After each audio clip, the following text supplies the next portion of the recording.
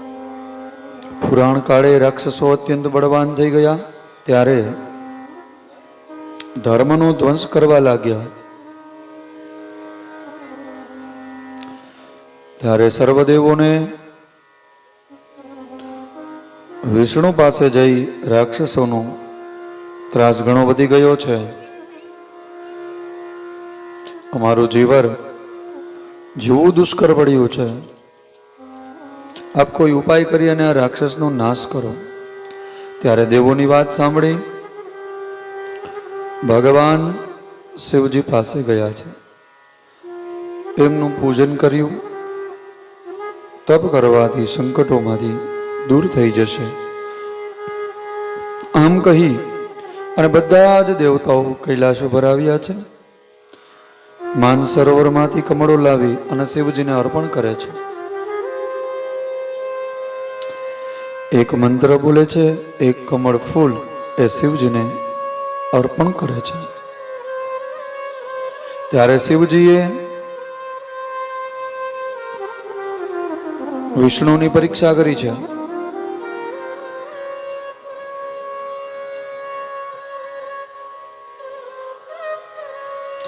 એક કમળ તૂટ્યું છે અને વિષ્ણુએ શોધ્યું છે, પરંતુ એ કમળ જડતું નથી.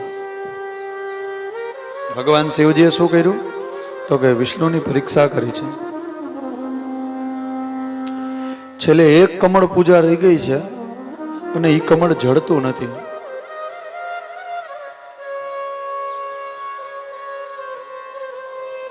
આથી વિષ્ણુ ભગવાને પોતાની નેત્રનું કમળ એટલે કે આંખ કાઢી અને ભગવાનને જડાવી છે.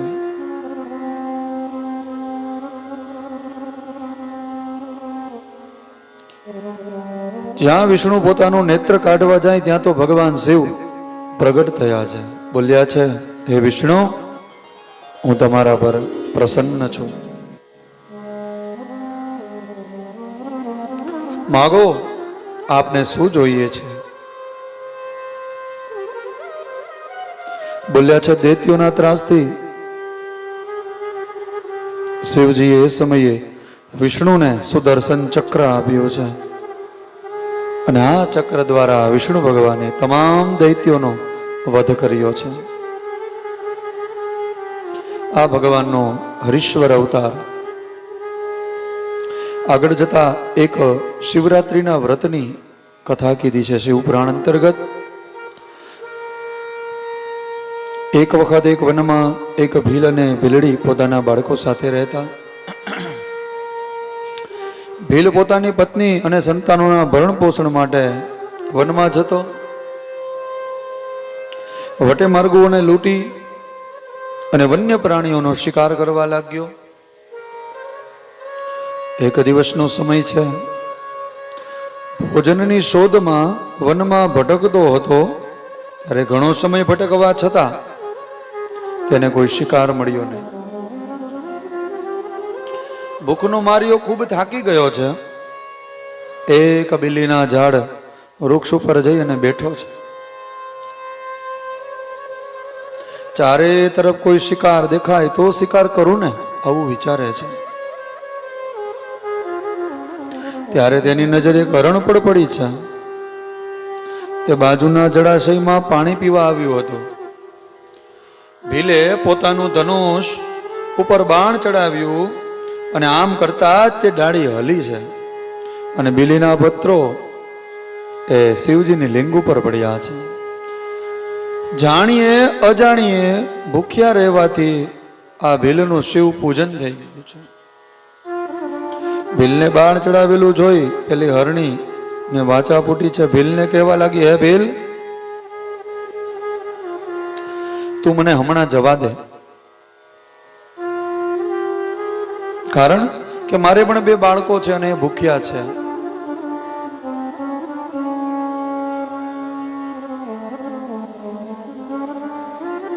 ત્યારે આ હરણી એમ કહે છે કે એમને હું ખવડાવી પીવડાવીને પાછી આવીશ, ત્યારે તું મારો શિકાર કરી લેજે અને વિશ્વાસ રાખજે, હું પાછી જરૂર આવીશ. ભીલને એની વાત ઉપર વિશ્વાસ બેઠો છે. હરણીને જવા દીધી છે. હરણી પાછી આવશે એની રાહ જોતો જોતો ભીલ જાગતો બેસી રહ્યો છે. એટલામાં રાત્રિનો એક પ્રહર એ પૂરો થયો છે અને બીજા પ્રહરે ફરીથી બીજી હરણી આવી છે. ભીલે પોતાનું ધનુષ ઉપર બાણ ચડાવ્યું છે. તેના હલનચલન ફરી પાછા બીલીપત્રો અને ચીકામાં રહેલ જળ એ નીચે શિવલિંગ ઉપર પડ્યા. આમ બીજા પ્રહરની પૂજા થઈ ગઈ છે. બીજી હરણી પણ ભીલને પાછી આવી વિનંતી કરે છે. ત્યારે ભીલે તેને પણ જવા દીધી છે. ત્યારે ત્રીજો પ્રહર આવ્યો છે. એમાં નર હરણ ત્યાં આવ્યો છે. ત્યારે ભીલે પાછું ધનુષ ઉપર બાણ ચડાવ્યું. એ સમયે પણ બીલીપત્ર અને જળ એ નીચે રહેલા શિવલિંગ ઉપર અનાયાસે પડી ગયા છે. ત્યારે અજાણીએ પણ ત્રીજા પ્રહરની પૂજા થઈ ગઈ છે અને ચોથા પ્રહરની પહેલી બંને હરણી તથા નર હરણ આ ભીલ પાસે આવી પહોંચ્યા છે. ત્યારે ભીલે ધનુષ ઉપર બાણ ચડાવ્યું છે.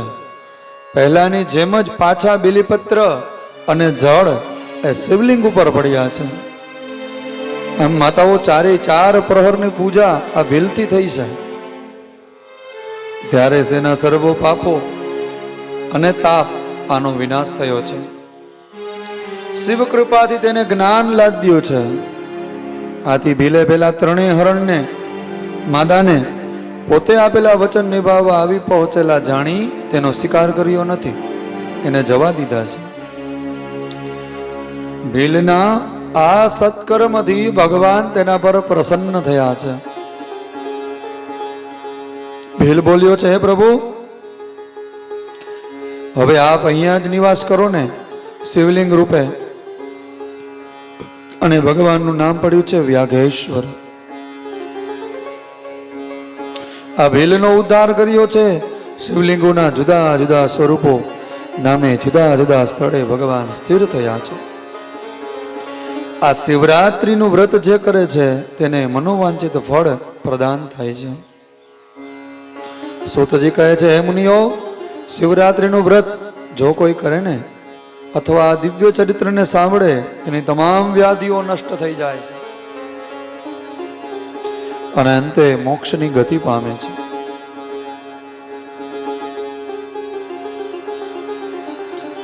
સૂતજી કહે છે, શિવ પૂજનની વિધિ બતાવી છે.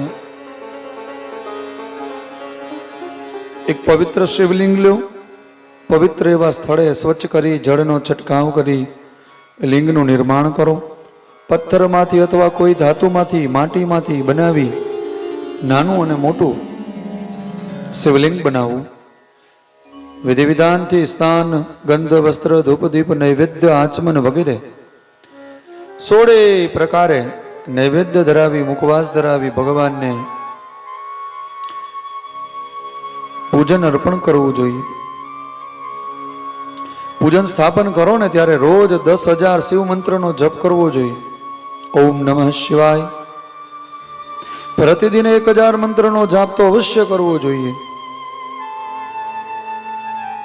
અને આ શિવ પંચાક્ષર મંત્રની જાપ કરતી વખતે તમારા હોઠનું હલનચલન થાય પણ અવાજ બહાર નીકળવો ન જોઈએ.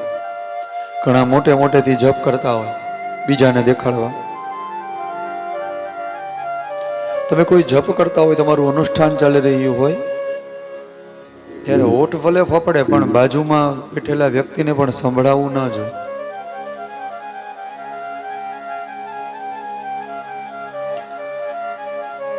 જેથી તેના પ્રભાવે ફળ પ્રાપ્તિ થાય છે. ભગવાન સદાશિવ એ લોક કલ્યાણ અર્થે મોક્ષ અનેક તીર્થો ક્ષેત્રોમાં શિવલિંગો ભગવાને સ્થિર કર્યા છે.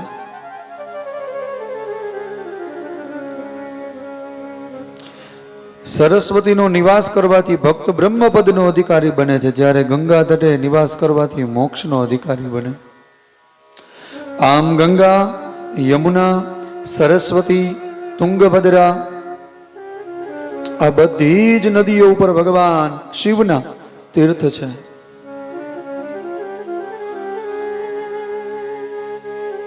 જ્યાં જ્યાં તીર્થ ક્ષેત્રો છે ને ત્યાં ત્યાં ભગવાને નિવાસ કરેલો છે.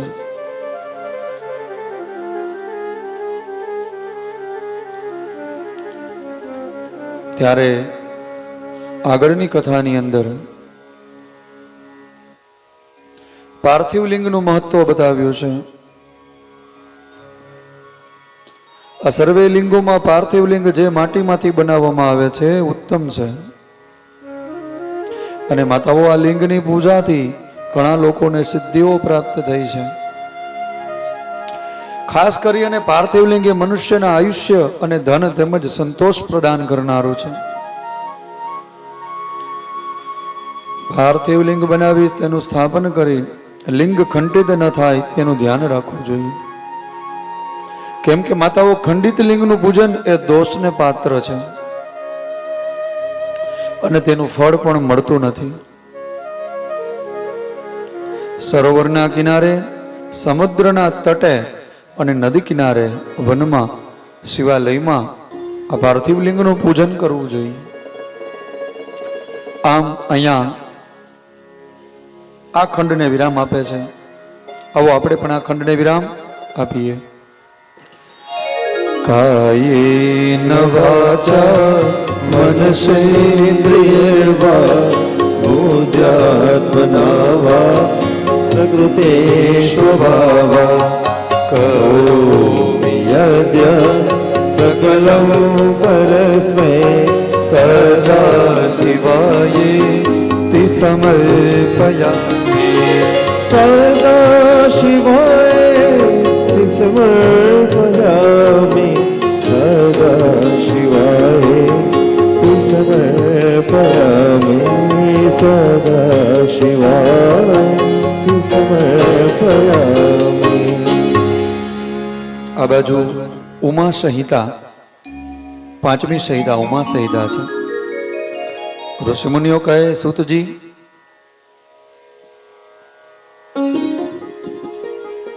ઉપમન્યુ શિવ અને પાર્વતીનું એક ચરિત્ર છે. એ સમયે શ્રી કૃષ્ણ ભગવાનને ઉપમન્યુ કઈ સંભળાવ્યું હતું. મનમાં ને મનમાં શિવજી પ્રત્યે ભાવ રાખી અને સાંભળો. ભગવાન શ્રી કૃષ્ણ શિવજીને પ્રસન્ન કરવા માટે કૈલાસ પર્વત ઉપર ગયા અને ત્યાં તેણે ભગવાન મહર્ષિ ઉપમન્યુને જોયા છે, તપ કરતા જોયા છે. આથી ભગવાન શ્રી કૃષ્ણએ ઉપમન્યુને પ્રાર્થના કરી છે કે હે ઋષિ,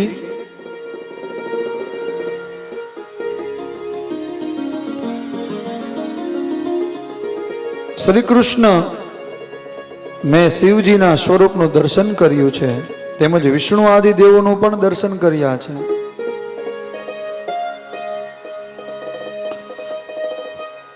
શિવજીના દિવ્ય રચનાના મેં જ્યારે દર્શન કર્યા ને ત્યાર પછી મેં એમનું પૂજન કર્યું છે અને પ્રસન્ન થઈ શિવજીએ વરદાન માગવા કહ્યું છે. ત્યારે મેં માગ્યું કે મને 3 ફળનું જ્ઞાન થાવ.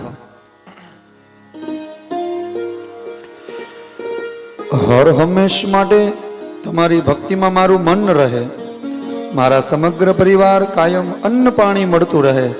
અને ભગવાન શિવે મને વરદાન આપતા કહ્યું, તથાસ્તુ.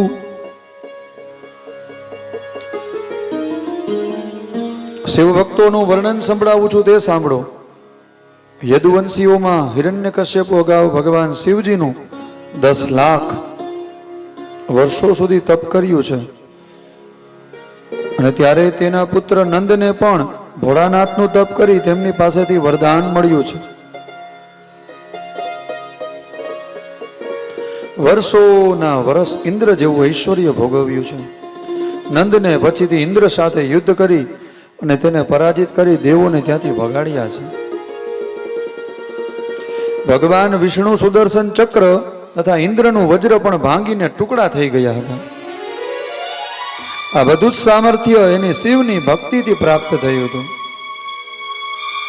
તેથી યાજ્ઞવલ્કજીએ દિવ્ય જ્ઞાન મળ્યું છે અને એ ભગવાન વેદવ્યાસજીને ભવ્ય પ્રતિષ્ઠા મળી હતી.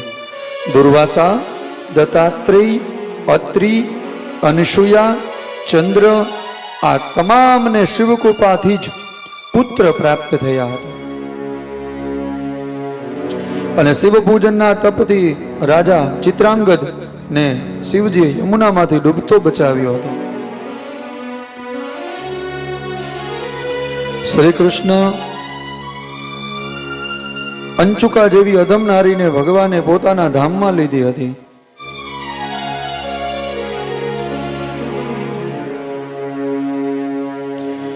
શિવ કૃપાએ જે શ્રી રામ સેતુ બાંધી અને લંકા જઈ અને રાક્ષસ રાજ રાવણનો વધ કર્યો હતો.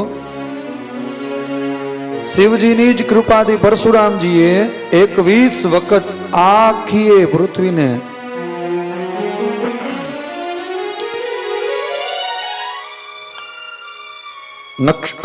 ક્ષત્રિય વિહીન કરી નાખી હતી. એમની જ કૃપા વડે જ મુનિ પરાશરને પોતાની વૃદ્ધાવસ્થામાં વેદવ્યાસ જેવા પુત્રની પ્રાપ્તિ થઈ હતી. જે સમયે સમગ્ર ધરતી ઉપરથી જળ શોષાઈ ગયું હતું ત્યારે દેવતાઓએ શિવજીને પ્રસન્ન કરી અને સમ્યક પાલ નામનો યજ્ઞ કરી અને શિવ કૃપાથી જળ મેળવ્યું હતું. શિવ કૃપા અપાર મહિમા છે.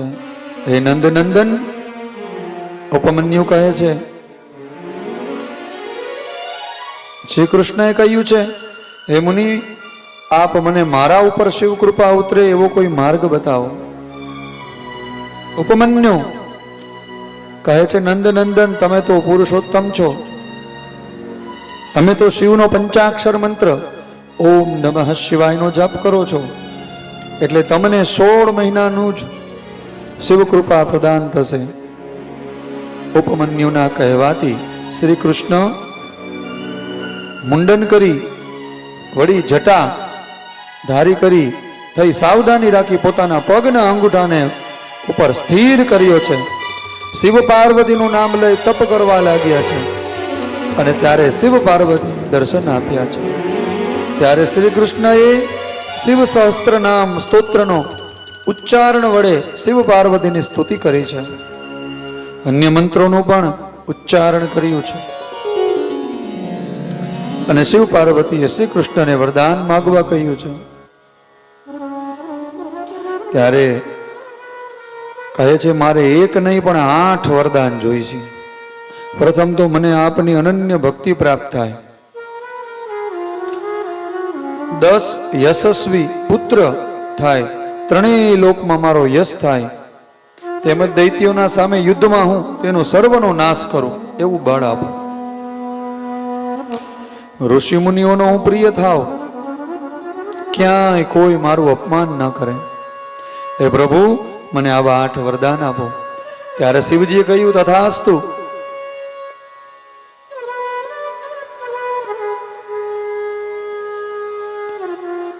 તમે અત્યારે અવતારી પુરુષ થયા છો, અતિ બળવાન છો.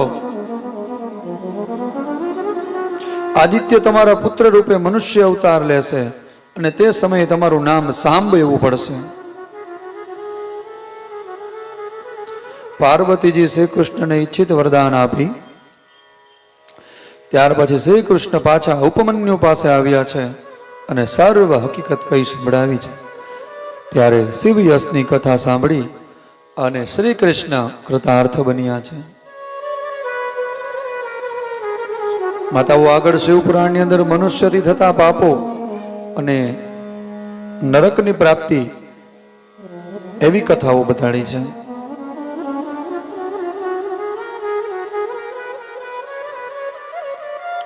સુતજી કહેવા લાગી, હે મુનિવરો, જે પાપી જીવ નરકનો અધિકારી થાય છે તે પાપો અને જીવોનો પરિચય સાંભળો. હે મુનિઓ, જે પારકી સ્ત્રી સાથે કામવશ ભોગ કરે છે, અનીતિ આચરણ કરી કૂટ કપટથી બીજાનું ધન લઈ લે છે અથવા લેવાની વૃત્તિ રાખે છે, જે કોઈની ચાડી ચુગલી ચિત્ત દ્વારા અનિષ્ટ ચિંતન કરે છે, જે દુરાગ્રહ આવા 4 પ્રકારના માનસિક પાપો અસત્ય, અસંગત, કટુ વચન, આ 4 વાચિક પાપ કર્મો કરે છે. વળી અભક્ષ્ય ભક્ષણ કરે છે, ન ખાવા કે તો પદાર્થો ખાય છે. મૂંગા પ્રાણીઓની હિંસા કરે છે, ખોટા અને અર્થ વગરના કાર્યોમાં પ્રવૃત્ત રહે છે. બીજાનું ધન પચાવી પાડવું, આ 4 પ્રકારના શારીરિક પાપ કર્મો છે. આવા 12 કર્મો બતાવ્યા છે.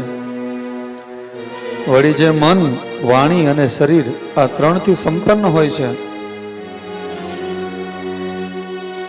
સંસાર સાગરથી આપણને પાર ઉતારનારા ભગવાન ભોળાનાથનો દ્વેષ કરે છે. તે તમામ નરકના અધિકારી છે. વળી શિવ ભક્ત, શિવ ચરિત્ર સંભળાવી ઉપદેશ દેનાર તપસ્વી ગુરુજનો તેમજ માતા પિતા અને કુટુંબના વડીલોની નિંદા કરે છે.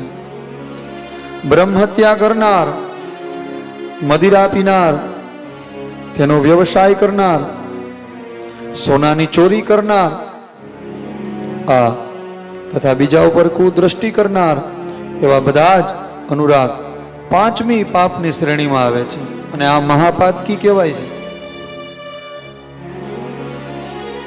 મહાપાપી કોને કહેવાય? જે પાપ કરતો હોય એવાના સંગે રહે એ મહાપાતકી કહેવાય. વળી જે મનુષ્ય ગાયો, બ્રાહ્મણો, બ્રાહ્મણ કન્યાઓ, પોતાનો સ્વામી, મિત્ર અને પ્રભુ ભક્તિમાં રત રહેવા વાળા લોકો ના કાર્યોને નષ્ટ કરે છે, તે અવશ્ય નરકનો અધિકારી બને છે.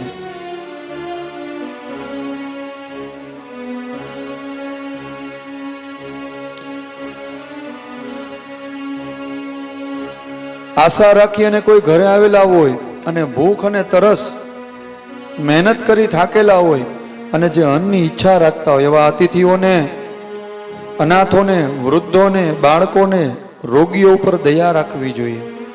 જો એ દયા રાખતો નથી તો તે નરકનો ગામી થાય છે. વળી જે મનુષ્ય કર્મ કર્યા સિવાય કોઈની પાસેથી દંડ વસૂલ કરે છે, એવા રાજાઓ તથા રક્ષણ કરનારા રક્ષકો, એ ઓછા નાણાં ચૂકવી અને વધુ માલ લઈ છેતરનારા, પ્રાણદંડ કેદ કરનારા નરકે જાય છે. અને આવા પાપીઓ રવ રવ નામના નરકમાં જાય છે. વળી આવા દુષ્કર્મો દુષ્કર્મીઓની સાથે આપે છે. વાણી, શરીરથી પાપ કરે છે, તે બધા નરકને પ્રદાન કરે છે. આગળ જતા શિવ પુરાણની અંદર દાનનો મહિમા બતાવ્યો છે. મનુષ્ય પોતાને કરેલા સાચા કે નરસા કર્મો ભોગવવા જ પડે છે. ધર્મ કર્મોનું વર્ણન બતાવ્યું છે. આ લોકમાં શ્રેષ્ઠ કર્મ કરનારા દયાળુ છે, તેવાઓ મૃત્યુ પછી પણ યમ માર્ગે સરળતાથી સુખ પ્રાપ્ત કરે છે.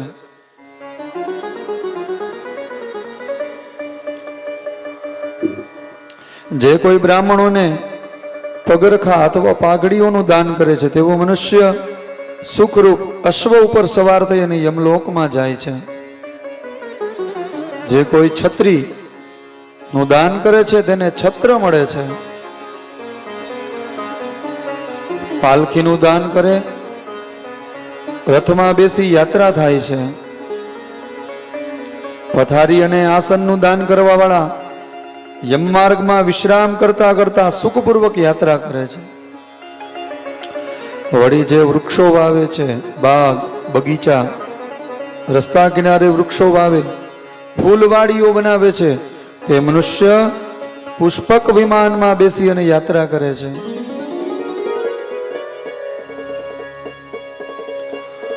વળી જે લોકો દીપદાન, ગૃહદાન, વાયુદાન, ગૌદાન, જળદાન, અન્નદાન, આ બધું દાન કરનારા લોકો મનોવાંછિત ફળને પામે છે.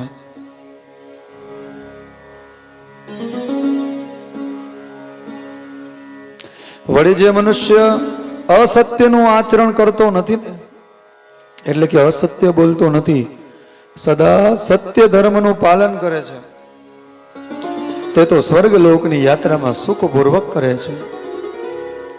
માટે હે ઋષિ મુનિઓ, દાનના પ્રભાવે કર્મ ફળ મળે છે.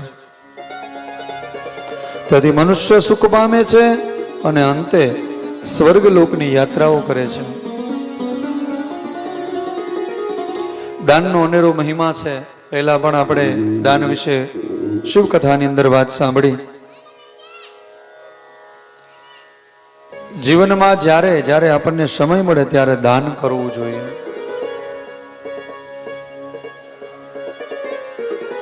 સમય હાથમાંથી વહી જાય પછી દાન દેવું હોય પણ આપણી પાસે કંઈ હોતું નથી.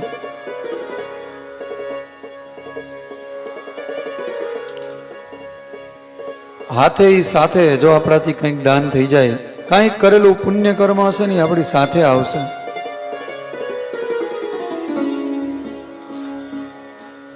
કોઈ પાપી જીવ હોય એને યમના દૂતો દેખાય છે અંત સમયે. એ ખાલી એક જેનું મૃત્યુ હોય એને જ દેખાય યમના દૂતો, બાકી બીજા કોઈને દેખાતા નથી.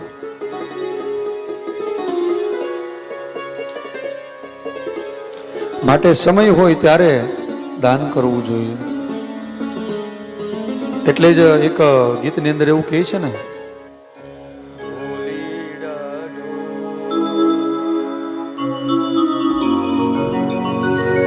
એક સરસ મજાનું ગીત છે, એમાં કહે છે ને, ઢોલીડાડો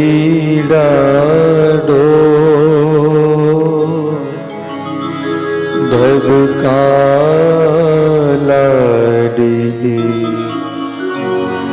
હાલો આપણે ઘેર રે. અરે ઢોલીડા તો ઢબક્યાડી ચાલો આપણે ઘેર રે. યમના દૂત ઢોલ વગાડતા આવતા હોય પણ એ દેખાય કે ને, તો જેનું અંત સમય નજીક હોય એને જ દેખાય.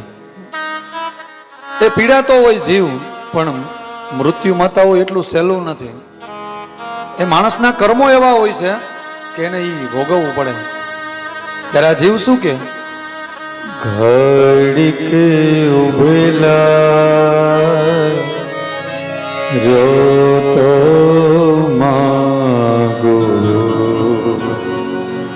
હે મારા દાદા પાસે શીખરડી.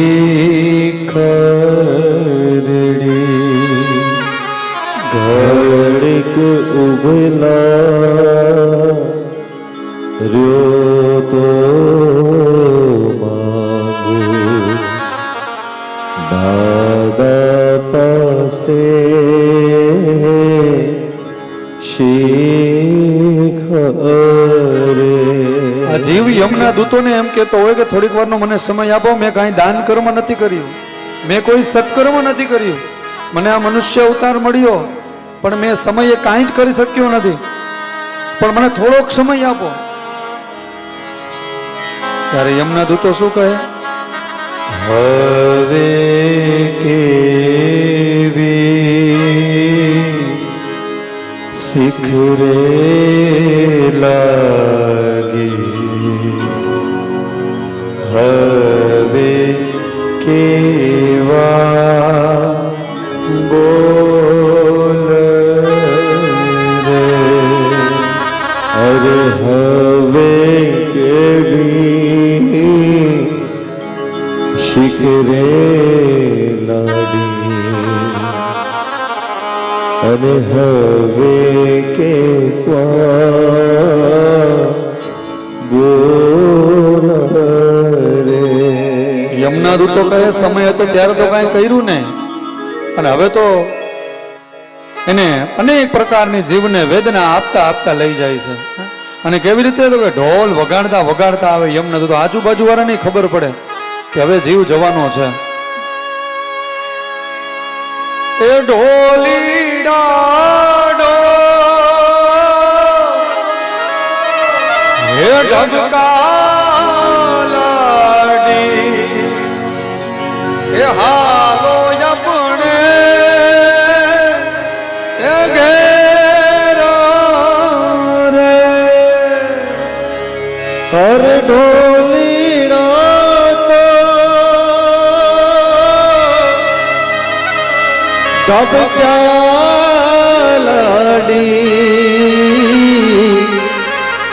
અરે હાલો આપણે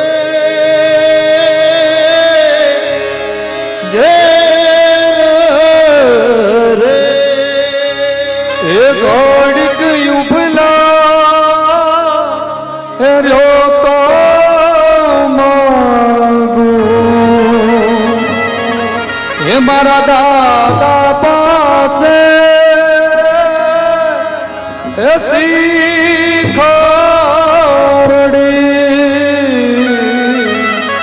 અરે ઘડીક ઉભલા અરે લો તો માંગુ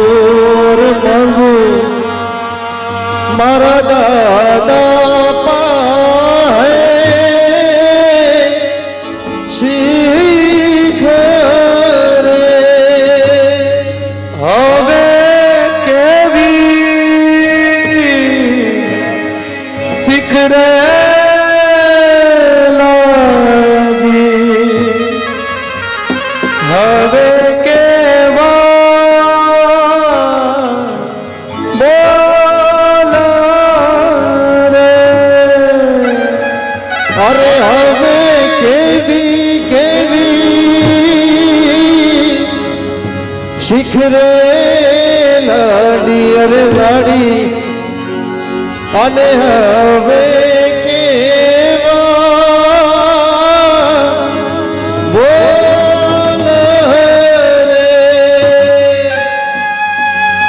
પણ જો અંત સમય હોય ને જો શિવનું નામ લેવાઈ જાય ને તો શિવ પદની પ્રાપ્તિ થઈ જાય. માતાઓ આ શિવ પુરાણ એમ કહે છે કે જીવને જો અંત સમયે કદાચ ભાવે કુભાવે જો શિવનું નામ લેવાઈ જાય ને શિવ શિવ શિવ બોલાઈ જાય ને તો આપણે આ કથામાં શ્રવણ કરી ગયા અગાઉ દેવરાજ ચંચુલા પહેલા દિવસની કથામાં કે યમના દૂતો અને શિવજીના પાર્ષદો વચ્ચે વાત થાય છે કે ભાઈ આ તો પાપી છે. ત્યારે કહે છે કે નહીં ભાઈ એને શિવનું નામ લીધું છે, એને શિવ પુરાણની કથાનું શ્રવણ કર્યું છે, આ કથાના પ્રભાવથી એને નરકની વેદના નહીં થાય, કારણ કે આ તો શિવના ગણ છે, શિવનો ભક્ત છે. એટલે જીવનની દરેક અવસ્થાઓમાં માતાઓ શિવનું નામ લેજો. એ શિવનું નામ આપણું કલ્યાણ કરનારું છે. જ્યારે જ્યારે દેવતાઓને જીવનમાં તકલીફ પડી ત્યારે શિવને યાદ કર્યા છે. તો આપણા પણ જીવનમાં જ્યારે તકલીફ પડે તો આપણે બીજી કોઈ જગ્યાએ દોડવાની જરૂર નથી. આપણા જ ઘરની અંદર જ્યાં શિવલિંગ હોય ત્યાં ભગવાનનો જપ કરો, કોઈ બ્રાહ્મણને બોલાવી અભિષેક કરો, મનનો સંકલ્પ રજૂઆત કરો ભગવાન પાસે. શું કામ ભગવાન શિવ કામ ન કરે? આપણી શ્રદ્ધા, આપણો વિશ્વાસ એ ભગવાન ઉપર અડગ હોવો જોઈએ. ચાહે મારે તોય તું અને તારે તોય તું. પણ હજી સુધી ભગવાને કોઈની લાજ એ જવા દીધી નથી. ભગવાન ઉપર માતાઓ જેને જેને ભરોસો રાખ્યો છે ને એ ભરોસો કદાચ કાળા માથાના માનવીએ તોડી નાખ્યો હશે, પણ ભગવાન કોઈ દિવસ કોઈનો ભરોસો તોડતા નથી. ભગવાન કહે છે હું મારા ભક્તને આધીન છું. મારો ભગત મને જ્યારે બોલાવે ને ત્યારે તે સ્વરૂપે હું ત્યાં હાજર થઈ જાઉં છું. હે મુનિવરો, આ મેં તમને વિવિધ પ્રકારના દાનો કે જીવનમાં સમય હોય ત્યારે દાન કરવું જોઈએ આ દાનનું મહત્વ સમજાવ્યું. પુરાણનું મહત્વ છે. હે મુનિવરો, જેવો જંગલમાં કંદમૂળ ફળ ખાઈ અને તપ કરે છે. વેદની એક રૂચાનો સ્વાધ્યાય કરે છે, એ બેયનું ફળ સમાન છે.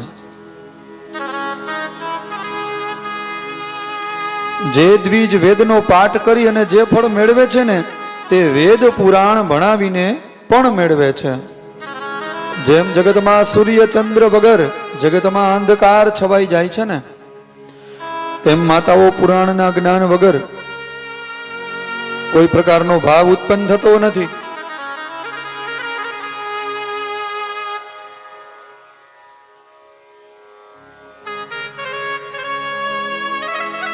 ત્યારે પુરાણનો કથાકાર એ વક્તા પોતાની મુક્તતાને કારણે સદા લોકોમાં પૂજનીય બને છે. જે કોઈ સાધુ પુરુષને, વક્તાને, બ્રાહ્મણોને, વિદ્યવાન પુરુષોને સુપાત્ર સમજી અને પ્રસન્નતાપૂર્વક દાન અર્પણ કરે તે પરમ ગતિને પામે છે. સુપાત્ર બ્રાહ્મણોને ભૂમિદાન કરવું જોઈએ, ગાયોના દાન કરવા જોઈએ, હાથી અને ઘોડાનું દાન આપવું જોઈએ. આવું અહીંયા શિવ પુરાણમાં લખેલું છે, હું કહેતો નથી.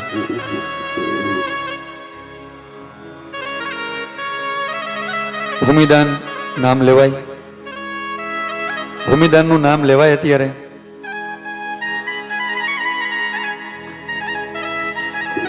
અને કોઈ યજમાન ગાય આપે તો ગાય અમારા ઘરે રહે એવું નથી, એટલે અમારે ના પાડવી પડે.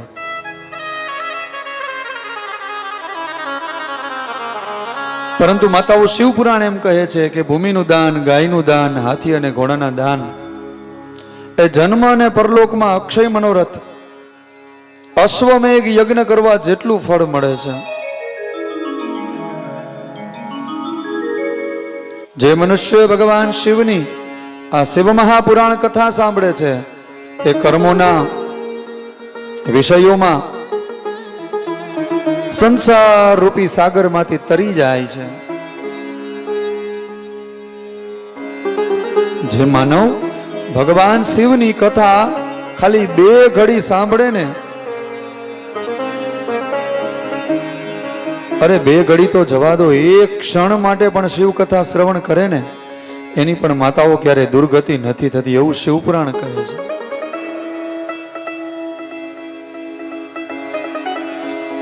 જેમ યજ્ઞ કરવાથી જે ફળની પ્રાપ્તિ થાય એ જ ફળ શિવપુરાણ કથાનું ખાલી શ્રવણ કરવાથી ફળ મળે છે. હે મુનિવરો, આ હળાહળ કળિયુગમાં તો પુરાણોના શ્રવણ સિવાય માનવ માટે બીજો કોઈ શ્રેષ્ઠ ધર્મ નથી. વળી શિવ મહાપુરાણ અને શિવનું સંકીર્તન માનવ માટે મોક્ષ અને ધ્યાન રૂપી ફળ દેનારું છે.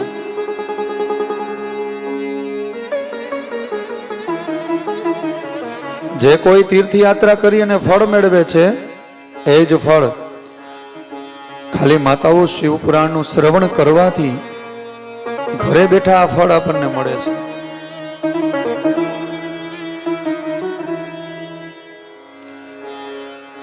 આવું ભગવાનનું અદ્ભુત શિવપુરાણ.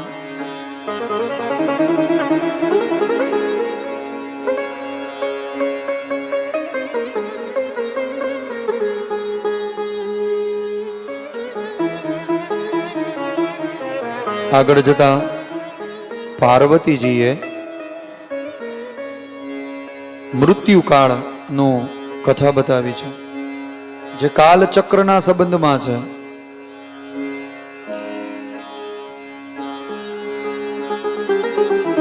મૃત્યુનું લક્ષણ શું છે, માણસનો અંત સમય એનું લક્ષણ શું છે એ બતાવવામાં આવ્યું છે. શિવજી કહેવા લાગ્યા, હે પ્રિય, જો શરીર ચારે તરફથી પીળું પડી જાય ને અને ઉપરથી થોડું લાલ રહે ત્યારે જાણવું કે મનુષ્યનું મૃત્યુ 6 માસની અંદર નિશ્ચિત છે.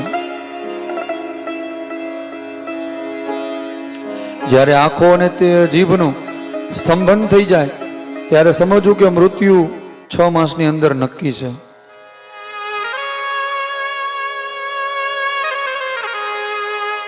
જ્યારે સૂર્ય અને ચંદ્ર આ મનુષ્ય જોઈ ન શકે,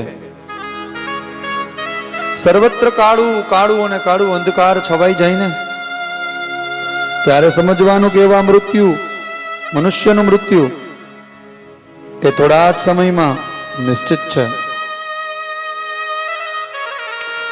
વળી જે મનુષ્યનો ડાબો હાથ લગાતાર 1 સપ્તાહ સુધી ફરક્યા કરે ને, તેવા મનુષ્ય જીવને 1 મહિનો એમ સમજવું. જ્યારે મનુષ્યનું શરીર જકડાઈ જાય, શરીર ફાટતું લાગે, આળસ જણાય, ઉપરનું તાળવું એ સુકાઈ જવા લાગે, તેવા મનુષ્યનું પણ મૃત્યુ એ થોડા સમયમાં નિશ્ચિત છે. હે દેવી, કાળ ચક્રને જીતવાની શિવજીએ પાર્વતીને જણાવતા કહ્યું, એ શ્રેષ્ઠ દેવતા હોય તોય ભલે, એ દૈત્ય રાક્ષસ હોય તોય ભલે, એ નાગ હોય તોય ભલે, અને એ મનુષ્ય હોય તોય ભલે,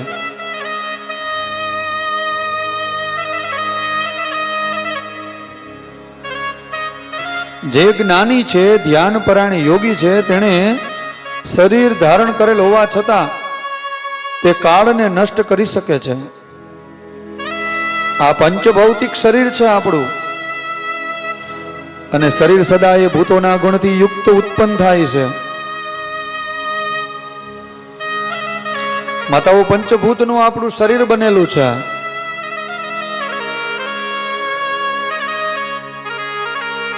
અને એમાં જ તેનો લય થઈ જાય છે. માટીમાંથી આ દેહ બને છે અને માટીમાં જ વિલય થઈ જાય છે. આકાશમાંથી વાયુ ઉત્પત્તિ થાય છે, વાયુથી તેજ, તેજથી તત્વ, અને તત્વથી જલ પ્રગટ થાય છે, અને જલથી પૃથ્વીનો આવિર્ભાવ થાય છે, અને પૃથ્વી આદિ ભૂત ક્રમશઃ પોતાના જ કારણમાં લીન થઈ જાય છે. પૃથ્વીના 5, જલના 4, અને તેજના 3, અને વાયુના 2 ગુણ બતાવવામાં આવ્યા છે. ક્યાં ક્યાં ગુણ છે? શબ્દ, સ્પર્શ, રૂપ, રસ અને ગંધ. જ્યારે ભૂત પોતાના ગુણનો ત્યાગ કરી દે છે ત્યારે નષ્ટ થઈ જાય છે. જ્યારે તે ગુણને ગ્રહણ કરે છે ત્યારે તેનો પ્રાદુર્ભાવ થાય છે. આ કારણે જ કાળને જીતવાની ઈચ્છા વાળા યોગીઓ માટે પ્રતિદિન પ્રયત્નપૂર્વક પોતાના કાળમાં એના અંશભૂત ગુણોનું ચિંતન કરવું જોઈએ.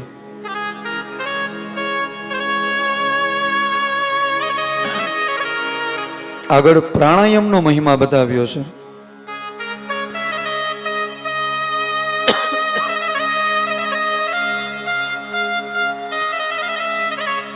યોગવેતા પુરુષ માટે સુખદ એક સરસ મજાનું આસન ઉપર બેસી અને વિશુદ્ધ શ્વાસને રોકવો જોઈએ. જે આપણે ધ્યાન કહીએ છીએ, પ્રાણાયામ આપ સૌ જાણતા હો છો, શ્વાસને રોકવાની ક્રિયા.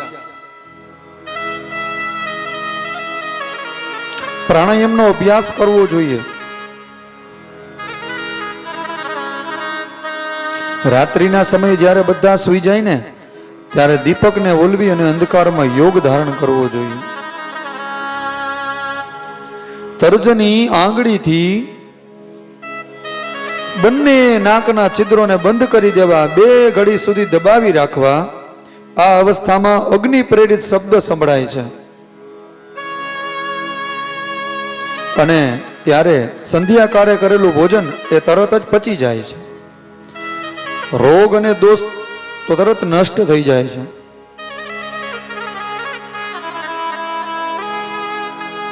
આટલું કહી અને શિવજી પાર્વતીને કાલ જપનો એક બીજો ઉપાય બતાવે છે.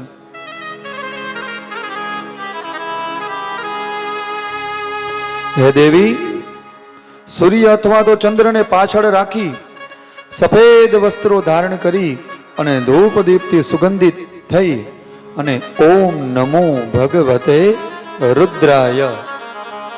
આ ભગવાનનો મહામંત્ર છે. ઓમ નમો ભગવતે રુદ્રાય. આ મંત્રનો જપ કરવાથી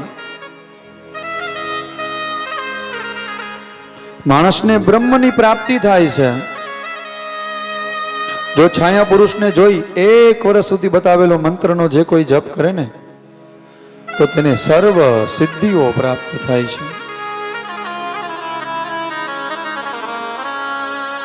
આગળ સૃષ્ટિનું વિવરણ બતાવેલું. દક્ષની સૃષ્ટિ, દેવ સૃષ્ટિ, ઇન્દ્રના નામોનું વિવરણ બતાવેલું છે. બ્રહ્માની સૃષ્ટિ બતાડેલી છે. જુદા જુદા મન્વંતરોની જુદી જુદી કથાઓ બતાડેલી છે.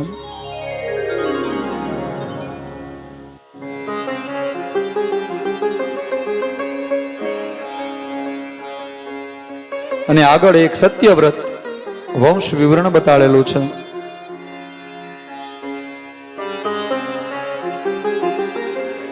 સત્યવ્રતે કોઈ કન્યાનું અપહરણ કરી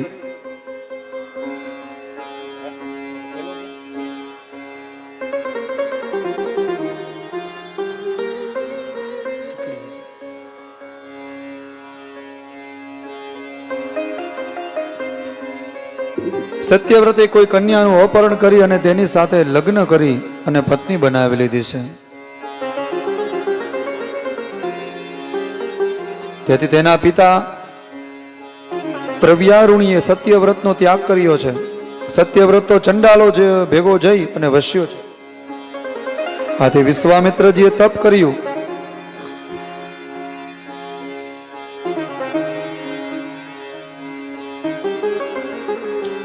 ત્યારે સત્યવ્રતે સૌ ગાયો આપી અને પુત્રને ખરીદી લીધો છે.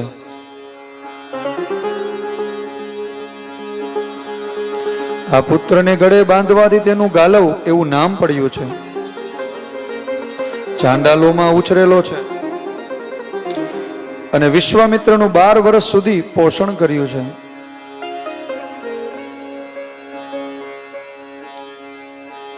એકવાર એને માંસ ન મળવાથી વશિષ્ઠ મુનિએ ગાયને મારી અને તેનું માંસ ખાધું છે. વિશ્વામિત્રના પુત્રને પણ ગાયનું માંસ ખવડાવ્યું છે. આથી વશિષ્ઠ ઋષિ ક્રોધ પામ્યા છે. કહેવા લાગ્યા કે તે પિતાને સંતોષ ના આપી અને તારા ગુરુજનની ગાયને મારી નાખી અને પોષણ ના કર્યું. ગાયનું માંસ ખાઈને તે 3 અપરાધો કર્યા છે. આથી જા ત્રિશુંક કહેવાય. આ ત્રિશુંકે વિશ્વામિત્રના કુટુંબનું પોષણ કર્યું હોવાથી વરદાન માગવા કહ્યું. ત્યારે વિશ્વામિત્રજીએ તેને સ્વર્ગે મોકલ્યો છે. અને આ ત્રિશંકુની પત્ની એટલે કે સત્યરથાએ હરિશ્ચંદ્ર નામના પુત્રને જન્મ આપ્યો છે. અને હરિશ્ચંદ્રના વંશમાં હરિશ્ચંદ્રનો રોહિત, વક્ર, બાહુ નામે પુત્રો થયા છે. આ બાહુકને હૈ નામનો રાજા યુદ્ધમાં હરાવી અને તગડી મૂક્યો છે. આ બાહુ પોતાની પત્ની સાથે ઓર્વ મુનિના આશ્રમે ગયો છે અને ત્યાં તેને સગર નામના પુત્રની પ્રાપ્તિ થઈ છે. અને આ સગરે ત્યાર પછી ઔર મુનિ પાસેથી અસ્ત્ર શસ્ત્ર મેળવી અને હૈને જીતી લીધો છે. ધર્મનો નાશ કરી મસ્તકનું મુંડન કરાવી અને મુક્ત કર્યા છે. પૃથ્વીને સમૃદ્ધ બનાવી છે. સગરે અશ્વમેઘ યજ્ઞનો આરંભ કર્યો છે. અશ્વમેઘને છૂટો મૂક્યો છે. એ સમયે ઇન્દ્રએ પોતાનું આસન ડોલતું લાગ્યું. પેલા અશ્વને ધરતીની અંદર સંતાડી દીધો. આથી અશ્વને શોધવા સગરના 60,000 પુત્રો અશ્વ શોધવા નીકળ્યા. એમણે માલુમ પડ્યું કે અશ્વ ધરતી નીચે છે. જે જગ્યા ખોદવા ગયા છે ત્યાં કપિલ મુનિની સમાધિ લગાવી છે. કપિલ મુનિને બેઠેલા જોઈ અને પોતાની સમાધિ ભંગ થવાથી આમ કપિલ મુનિ ક્રોધિત થયા છે અને આ સગરના 60,000 પુત્રોને બાળીને ભસ્મ કર્યા. અહીંયા સત્યવ્રત રાજાનું એક વૃત્તાંત બતાવવામાં આવ્યું છે. વ્યાસનું પ્રાગટ્ય છે.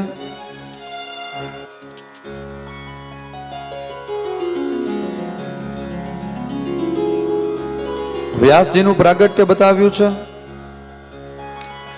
પરાશરજી અને સત્યવતી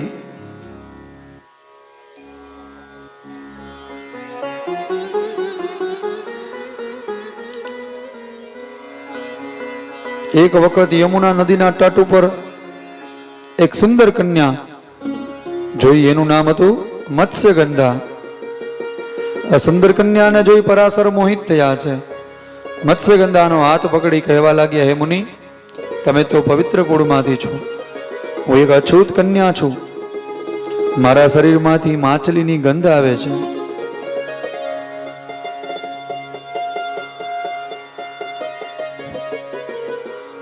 મારા શરીર ઉપર આપને કેમ મોહ થયો? ત્યારે મત્સ્યગંધાનું કહેવું સાંભળી તુરંત જ પરાશરજીએ પોતાના યોગ બળે તેને એક સુંદર કન્યા બનાવી દીધી છે, જેની અંદરથી કસ્તુરીની સુગંધ આવે છે.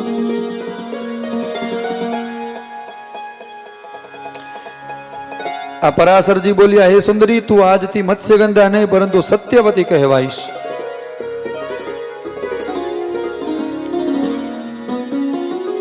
ત્યારે પરાશરજી તેની નજીક આવ્યા છે.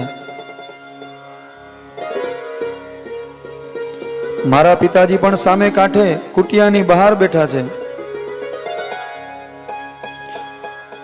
માટે કરીને અંધકાર થવા દો. ત્યારે પરાશરજીએ વળી પોતાના યોગ બળે દિવસ હોવા છતાં અંધકાર વ્યાપી ગયો છે. ત્યાર પછી સત્યવતીની કન્યા સાથે વિહાર કરવા માંડ્યો છે. ત્યારે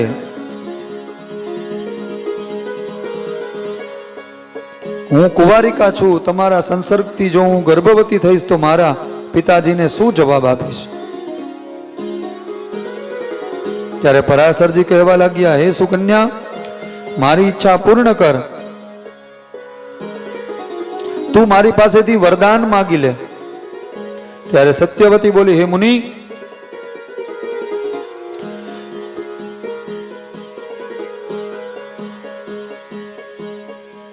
આપણો સંપર્ક થયો છે તેની જાણ મારા માતા પિતાને થાય નહીં અને જગતને પણ આ રહસ્યની જાણ ન થાય, અને હું કુંવારિકા પણ રહું, એવું મને તમે વરદાન આપો અને અદ્ભુત શક્તિ વાળો મને પુત્ર પ્રાપ્ત થાય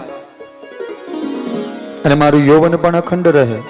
ત્યારે પરાશરજીએ સત્યવતીને, જા, તારો પુત્ર છે ને એ અપાર જ્ઞાની થશે અને બધા પુરાણોની રચના પણ એ કરશે.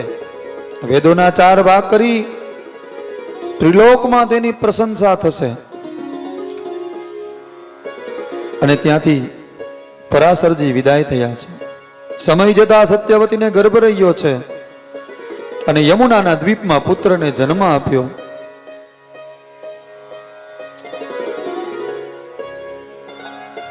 ત્યારે માં તપ કરે છે અને અપૂર્વ શક્તિનો સ્તોત્ર છે. તારા ગર્ભમાં રહીને જ મેં તપ કર્યું હતું, એટલે માતા, હું તારી ઈચ્છા પ્રમાણે જ્યાં પણ તારે જવું હોય ત્યાં હું પણ તપ કરવા માટે જાઉં છું. તમને જ્યારે મારી યાદ આવે અથવા કોઈ કષ્ટ પડે ત્યારે મારું સ્મરણ કરજો, હું આપની સમક્ષ હાજર થઈ જઈશ. આ પ્રમાણે વ્યાસજીએ કહ્યું છે. સત્યવતીને પણ પોતાના ઘરે મોકલી છે. આ વ્યાસજીનું ચરિત્ર છે. આ જેને 18 પુરાણની રચના કરી છે એ વ્યાસ છે. તેથી વ્યાસજીને દ્વૈપાયન પણ કહેવાયા છે અને તેમને મહર્ષિ વેદવ્યાસથી પ્રખ્યાત થયા છે. અને તેમણે મહાભારત વગેરે બધા પુરાણો આપ જાણો છો.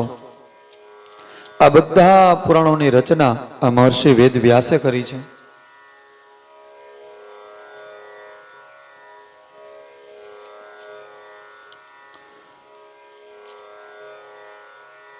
અહીંયા એક જગદંબાની કથા કહેવામાં આવી છે. પુરાણ કાળમાં સુરતે મહર્ષિ મેધાને આ ચરિત્ર સંભળાવ્યું હતું. વિખ્યાત રાજા થયા મન્વંતરના વિરથ નામે. તેને ત્યાં પુત્ર સુરત થયો. સુરત રાજા નગરીમાં 9 રાજાઓ સાથે મળી અને સુરતનું નગર ઝૂંટવી લીધું છે. બીજી નગરીમાં રાજ્ય શાસન ચલાવવા લાગ્યા છે. સુરત નામના મંત્રીએ રાજાને દગો કરી શત્રુ બની બેઠા છે. ત્યારે સુરત એક દિવ્ય આશ્રમમાં ગયો છે. જે આશ્રમમાં વાઘ, વન્ય પશુ, પક્ષીઓ બધા એક સાથે રહેતા હતા. જે એકબીજાને ખાઈ જાય ને એવા પશુ પક્ષી બધા એક સાથે રહેતા હતા. આ સુરતે બધી એક વૈશ્ય ને વાત કરી છે. ત્યારે સમાધિની આંખમાં આંસુ આવી ગયા છે અને દુઃખી હૃદયે પોતાની વિત કથા સંભળાવી છે. મારું સર્વસ્વ લઈ મારા પુત્રો મને ઘરથી બહાર કાઢી મૂક્યો છે. રાજાને ઘણું આશ્ચર્ય થયું છે. આ વૈશ્યને ઘરમાંથી ધકેડી મૂક્યો હોવા છતાં તેમને કુશળ સમાચાર નહીં જાણતા દુઃખી છે. આ સુરત સમાધિને લઈ મેધા ઋષિ પાસે આવ્યા છે. ઋષિએ સમાધિની વાત કહી છે. ત્યારે મેધાએ કહ્યું છે કે મનને મોહ પમાડનારી માયા શક્તિને કારણે જ આવું બન્યું છે. એક વખત વિષ્ણુ ભગવાન જ્યારે યોગ નિંદ્રામાં હતા ને ત્યારે તેના કાનમાંથી 2 દૈત્યો નીકળ્યા.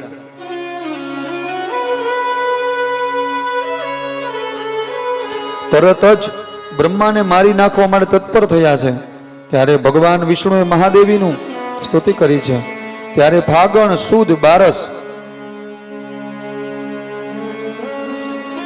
ના પરમ દિવસે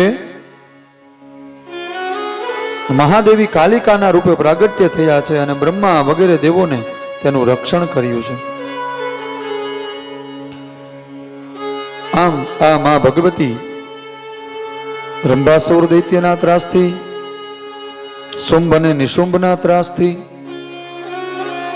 માએ રક્ષણ કર્યું છે.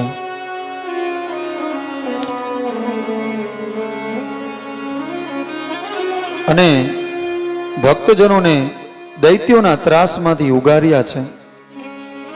આ બાજુ ઉમાનો પ્રાદુર્ભાવની કથા બતાડી છે. દુર્ગાનું શતાક્ષી, શાકંભરી, ભ્રમરી તથા દુર્ગમાસુરનો વધ કરી એવી બધી કથાઓ આ સંહિતાની અંદર બતાડેલી છે. આવો આ સંહિતાને આપણે અહીંયા વિરામ આપીએ અને ભગવાન શિવજીના ચરણોમાં પ્રાર્થના. કાયેન વાચા મનસેન્દ્રિયર્વા બુદ્ધ્યાત્મના વા પ્રકૃતે સ્વભાવત કરોમિ યદ્ સકલં પરસ્મૈ સદા શિવાય તે સમર્પયામિ. સદા શિવાય તે સમર્પયામિ. સદા શિવાય તે સમર્પયામિ. આ ભગવાન શિવનું અદ્ભુત ચરિત્ર, મા ભગવતીની કૃપા, મા ભગવતીની કથા. આજે મેં તમને હમણાં કથા કીધી સુરત નામની, એ ચંડી પાઠ છે એની કથા છે આખી. શિવની સાથે શક્તિનું વર્ણન બતાવવામાં આવ્યું છે. આગળ જતા કૈલાસ સંહિતા છે. આ કેટલામી સંહિતા છે? 6ઠ્ઠી. નમઃ શિવાય સાંબાય સગણાય સસૂનવે પ્રધાન પુરુષેશાય સર્ગ સ્થિત્યંત હેતવે.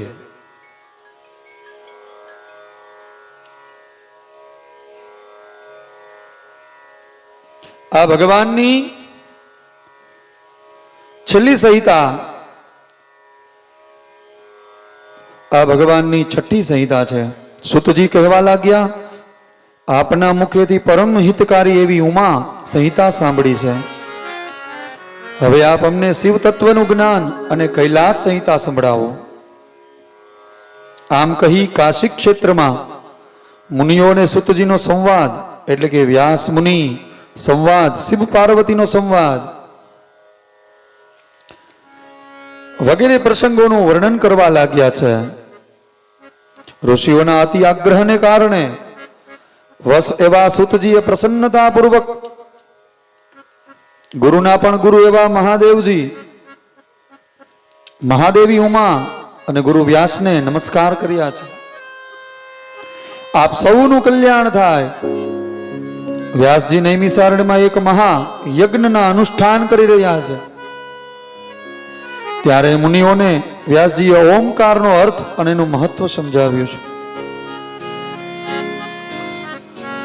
પ્રણવ ઓમકાર છે, અર્થનો પ્રકાશ કરનાર છે. શિવ સંબંધી જ્ઞાન એ દુર્લભ છે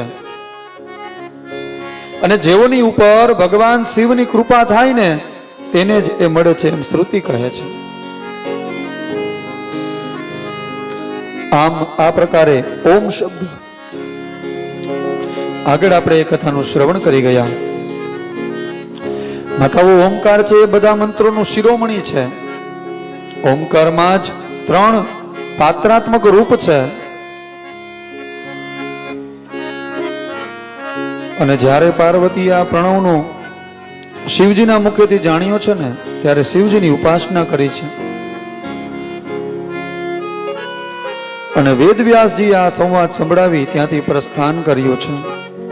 છેલ્લે આ દિવ્ય જ્ઞાન દેવીએ સ્કંદને આપ્યું, સ્કંદે નંદીને આપ્યું છે અને નંદીએ આ સનત કુમારોને આપ્યું છે.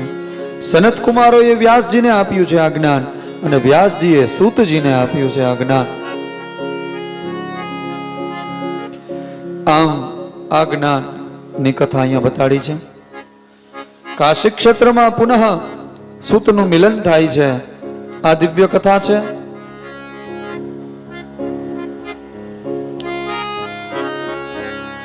હું જાણતો નથી માટે આપ મને પ્રણવનો અર્થ સમજાવવાની કૃપા કરો. પ્રણવ મંત્રથી શિવજી પ્રસન્ન રહે છે. ત્યારે વામદેવની જિજ્ઞાસા જાણી કાર્તિકેય પ્રસન્ન થયા છે. બ્રહ્મા, વિષ્ણુ, ઇન્દ્ર સહિત સંપૂર્ણ જગતને ભૂતો અને ઇન્દ્રિયો સાથે સર્વપ્રથમ પ્રગટ થાય છે અને પરમાત્મા સ્વયં કોઈનાથી ક્યારેય ઉત્પન્ન થતો નથી.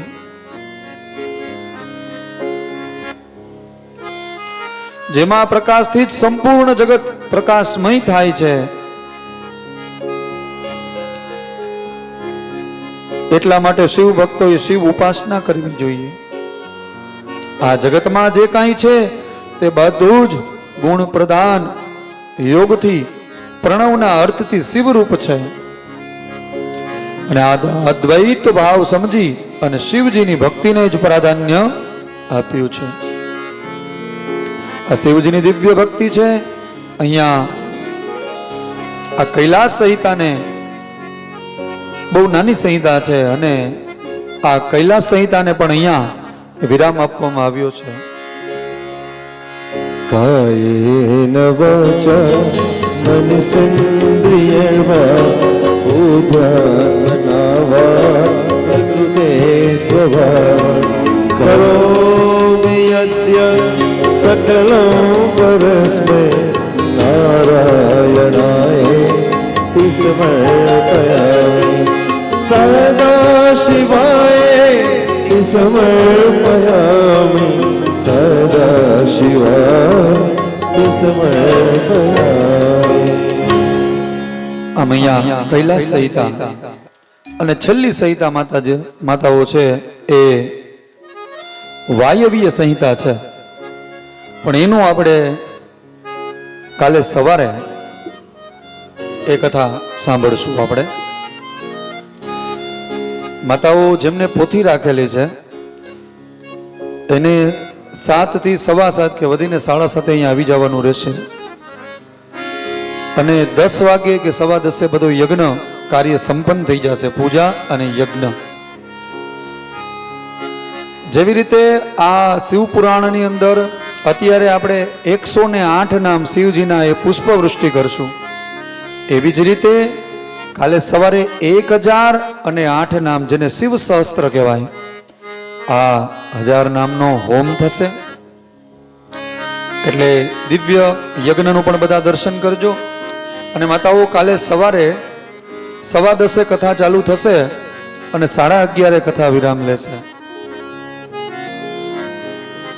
11:30 થી 12 ની વચ્ચે આરતી અને બધું જ સંપન્ન થઈ જશે. માટે દરેક માતાઓ